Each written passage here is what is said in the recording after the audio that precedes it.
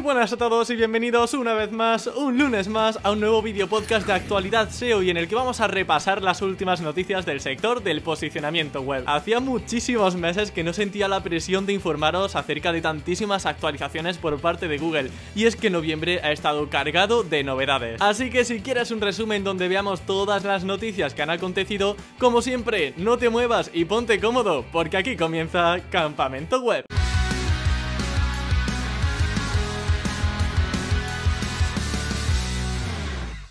Y como os decía, comenzamos con una nueva actualización por parte de Google. Al igual que en otros core updates, apenas tenemos información oficial por parte de Google sobre en qué ha afectado, qué tenemos que hacer para mejorar nuestros sitios, pero Lily Ray ha realizado un estupendo análisis con algunas conclusiones sobre lo que ha pasado en este update, al menos hasta el momento, durante estos días que lleva lanzado, y podemos sacar dos conclusiones claras sobre esto. La primera es que Pinterest es uno de esos principales perdedores del update. De hecho, ha perdido prácticamente un 44% de visibilidad con respecto al periodo anterior. Si os acordáis, en el anterior update Pinterest fue uno de los principales ganadores. De hecho, algunos le llamaban irónicamente el Pinterest Update porque salía siempre monopolizando las SERPs para muchas consultas que tenían que ver con ideas y con cosas creativas. Pero parece que ahora han puesto un poco los pies en la tierra y ya no hay tanto beneficio para Pinterest. Y en segundo lugar, hablando de los ganadores, los portales informativos y wikis, como por ejemplo Wikipedia o Dictionary, que es una página web que es a modo de diccionario donde te ponen definiciones,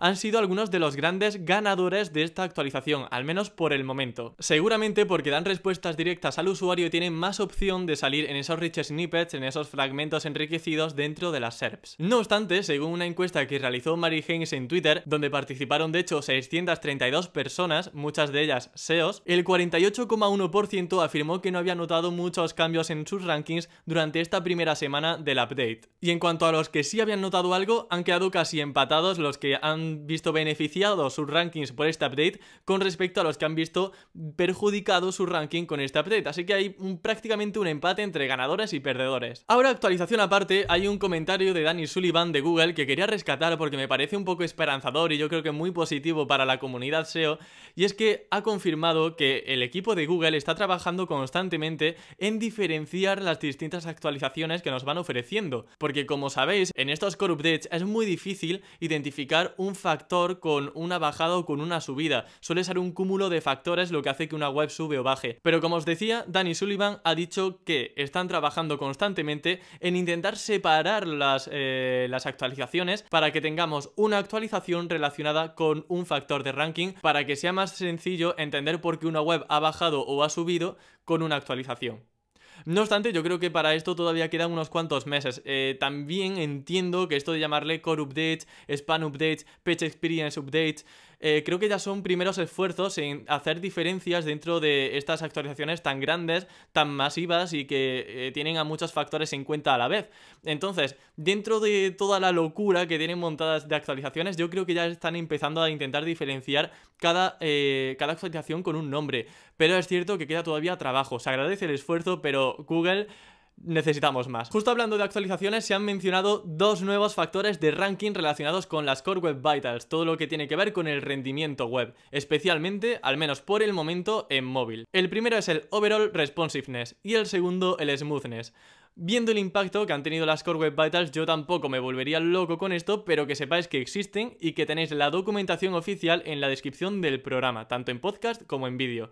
Eso sí, aviso que es densa y técnica, ¿vale? Toda la información que nos ofrecen está más enfocada a desarrolladores que a SEOs. Pero ahí la tenéis, que sepáis que hay dos nuevos factores que entran en juego dentro de las Core Web Vitals. De hecho, es que relacionado con la experiencia de página, con el Page Experience Update que os mencionaba antes, ya sabemos que esto es un factor de ranking para móvil. Pero es que hay más. Google ha mencionado y ha confirmado ya de forma oficial que el Page Experience Update va a ser un factor de ranking para ordenadores, ¿vale? También para ordenadores, a partir de febrero de 2022. El único factor que no se va a tener en cuenta en el algoritmo de ranking para ordenadores y que sí que se tiene en cuenta en el de móviles es que la web esté optimizada para móviles, como es lógico. Pero lo que sí que se aplicará son las métricas de CLP, de CLS y FAIDE que podemos auditar desde PageSpeed Insights, así como tener una versión HTTPS y no tener anuncios intersticiales invasivos. Lo que queda por ver, como digo, es qué impacto va a tener esto en los rankings y si realmente van a suponer un antes y un después en tu posicionamiento posicionamiento dentro de las búsquedas que se hagan desde el ordenador.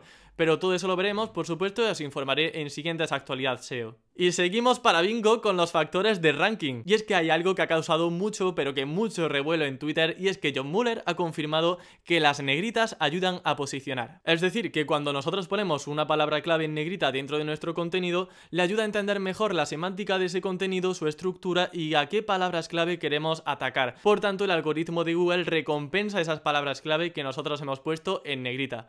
Eso sí, John Mueller hace una advertencia a navegantes: no nos volvamos locos y no pongamos negritas en absolutamente todas las palabras clave ni en todo el contenido. Esto no va de poner negritas sin ton ni son, va de relacionar bien las palabras clave que queramos posicionar, ponerlas en negrita de vez en cuando de forma natural, y también, por supuesto, no olvidar que al final las negritas, su función es destacar ideas clave de un párrafo. De hecho, no podemos caer tampoco en el keyword stuffing, que es repetir una y otra vez la palabra clave con el único objetivo de posicionar, porque ahí sí estamos hablando de algo penalizable. Otro tip interesante relacionado con las negritas y que también ha estado confirmado por Google es que para la velocidad de carga del sitio web, para todo lo que tiene que ver justamente con el rendimiento que mencionábamos antes con las Core Web Vitals y con el Page Experience Update, desde Google han confirmado que es mejor poner en negrita con la etiqueta B que con la etiqueta Strong, porque ambas etiquetas sirven para poner el texto en negrita, como su nombre, como estamos hablando aquí en el episodio, pero que como la primera, la de la etiqueta con solamente la B, es más corta, es mejor para la carga del CSS. Entonces, que puestos a elegir, mejor usar el B que el Strong. Y pasamos ahora al tema del interlinking, o al tema del enlazado incluso saliente hacia otras páginas web. Y es que Google ha actualizado la página oficial donde habla sobre la etiqueta nofollow, ¿vale? De la que se supone que no traspasa autoridad ni que rastrea. Ahora sí que rastrea, pero no traspasa autoridad. Pero yo quería mencionar otra cosa, y es que ahora dicen que poner un nofollow en un enlace saliente, por ejemplo, si yo enlazo, no sé, a una página fraudulenta de descarga de un programa, que puedo ponerlo como nofollow para protegerme y que su reputación, la reputación negativa de la página a la que yo enlazo, no se transfiera también hacia mi sitio. Es interesante porque aquí da a entender Google que también mide la calidad de tu sitio web y su credibilidad, su reputación, analizando hacia qué sitios web estás apuntando. ¿Enlazas normalmente hacia ONGs, hacia universidades, hacia estudios? ¿O enlazas normalmente a sitios con spyware, con malware, de estafas, con teorías conspiranoicas que podrían afectar incluso a la salud del individuo?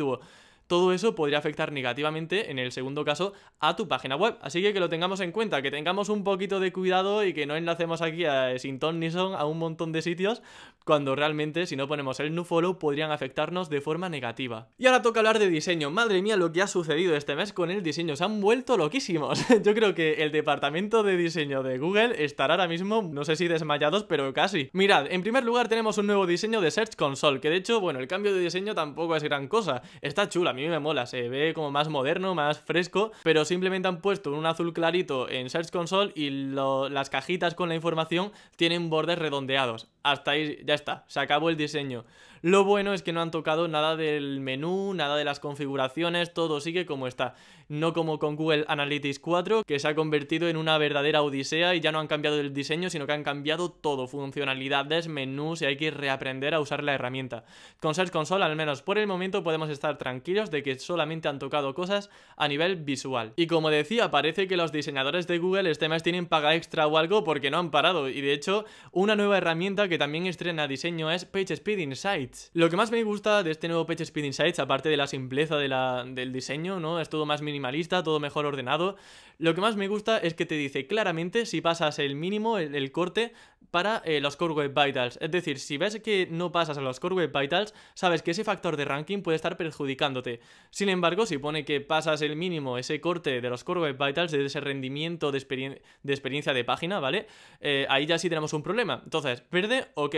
En rojo, problema. Ya no estamos hablando solamente de una puntuación de 0 a 100, estamos hablando de una evaluación de aprobado o suspenso. Y eso me gusta mucho porque hay ocasiones en las que tener una web con un 80 en PageSpeed Insights y un 100 no supone una gran diferencia. Ahora bien, tener un suspenso y tener un aprobado en rendimiento web sí que puede marcar la diferencia. Así que por aquí, magnífico por parte de Google porque nos hace la vida más fácil a los SEOs. Recordad también que esto de la experiencia de página, del rendimiento, cuando entréis a PageSpeed Insights, lo más importante, a día de hoy al menos, es la versión en móvil, porque es la que va a tener más en cuenta el Page Experience Update.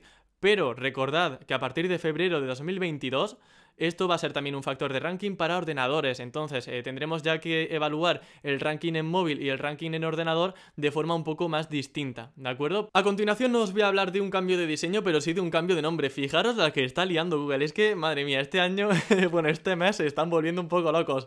Fijaros, Google My Business, ¿vale? Google My Business, que ya todo el mundo conocía Google My Business con ese nombre. Tú ibas por la calle, alguien que supiese un poco de ese local sabía lo que era Google My Business. Cuando tú hablabas con un SEO sabía lo que era Google My Business. Pero no, le han tenido que cambiar el nombre y ahora en lugar de Google My Business pasa a llamarse Google Business Profile, o en español lo vais a encontrar como Google Perfil de Empresa. A continuación una buena noticia, y es que Google Noticias vuelve por fin a España. Se ha convertido en un gran olvidado desde que cerró en este país, pero resulta que va a volver. No sabemos cuándo, eso sí, no sabemos cuándo, pero volverá, y según la documentación oficial va a volver más pronto que tarde. Va a convertirse por hecho en una alternativa a Google Discover o al carrusel de noticias. Aquí es ya donde me planteo cuál va a ser la importancia de Google Noticias a día de hoy, porque vale, hace años Google Noticias era como el sitio referente, ¿no?, para leer noticias, donde había periódicos, pero ahora tenemos Discover, tenemos carrusel de noticias.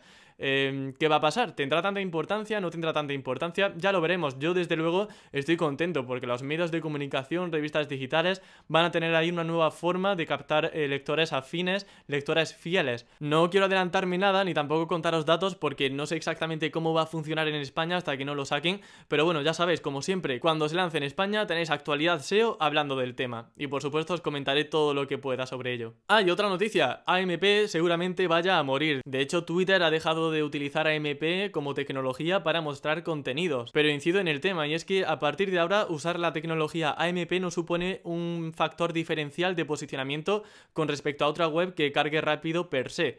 Entonces, ¿AMP es bueno? Sí, por supuesto, AMP funciona, AMP hace que tu web cargue muy rápido, pero que si tu web carga rápido de por sí y no necesitas AMP, que no instales AMP porque sí, a la fuerza. Vamos ahora a un tema bastante preocupante, yo lo sé, a mí me habéis escrito mucho sobre esto en correos, en Twitter, me decís, Emilio, ¿es normal que lleve un mes esperando a que me indexen un contenido? Y lo cierto es que no tengo una respuesta clara, ni os puedo dar una respuesta diciendo, vale, esto sucede por tal cosa. Porque no, es algo que tiene un problema interno de Google, o problema o cambio de paradigma, cambio de mentalidad a la hora de indexar un contenido. Especialmente esto lo encontramos en Search Console y nos fijamos en el mensaje de rastreada pero no indexada. Y John Mueller por Twitter curiosamente ha mencionado al respecto que es completamente normal. Yo no sé, John Mueller, si esto es realmente normal porque antes no pasaba tanto, pero bueno, según John Mueller, ¿qué sucede aquí? Pues que nosotros efectivamente le hemos dado un aviso a Google de que tenemos una URL, por ejemplo, la descubre mediante el sitemap o nosotros forzando la indexación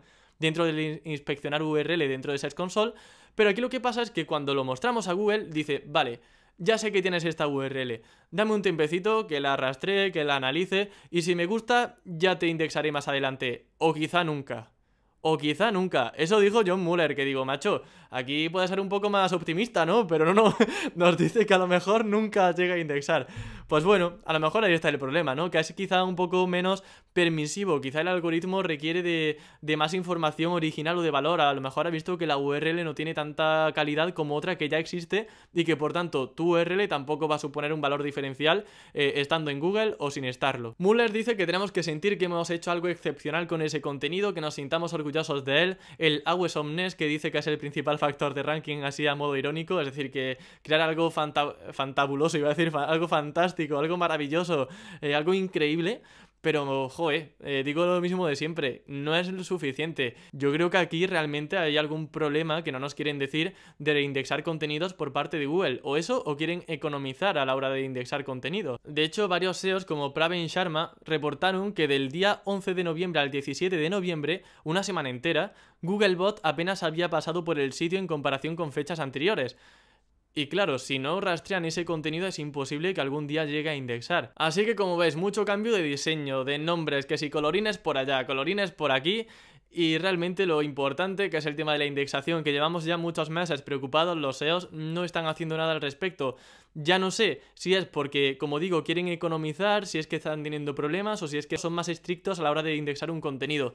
No os puedo decir una palabra clave porque... Una palabra clave, no os puedo dar una respuesta clara porque no trabajo en Google, si no pues os la daba encantado, pero son las 3 razones que yo al menos barajo principalmente. Otra noticia y que será muy positiva para los Black Hateros es que Google ha cambiado la forma de pensar en cuanto al contenido autogenerado o el contenido generado por máquinas.